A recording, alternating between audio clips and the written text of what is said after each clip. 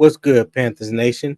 Welcome back to Two Fans in the Stands. I am your favorite couch scout extraordinaire, Tony, and today we're going to do a quick preview of our Week 9 matchup at home versus the Indianapolis Colts. Let's go.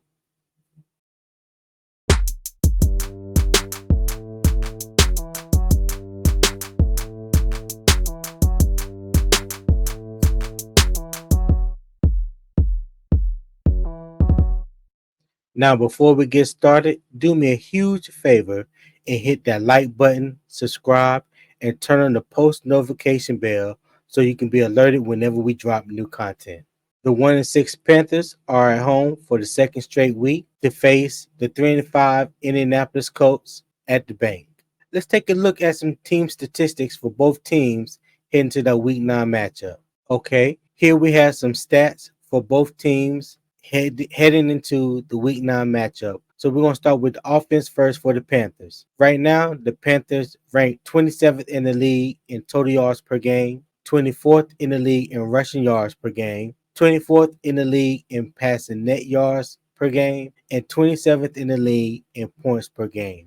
Now, on the flip side of that, for the Indianapolis Colts, they rank 28th in the league in total yards allowed per game, 23rd in the league in rushing yards per game, 25th in the league in passing net yards per game, and 32nd in the league in points allowed per game. So what that says to me is that Carolina has a great opportunity, number one, to put some points on the board, number two, establish the run, and hopefully, number three, we get some better offensive line play this week so that we can do both things.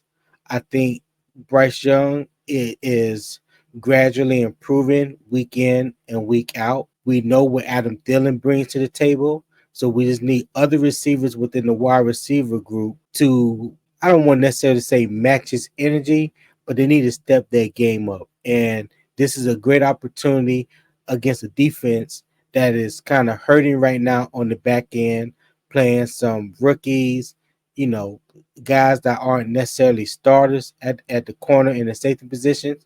So this is the opportunity for us to go in and take advantage of the secondary with our passing game, as long as the offensive line hold up.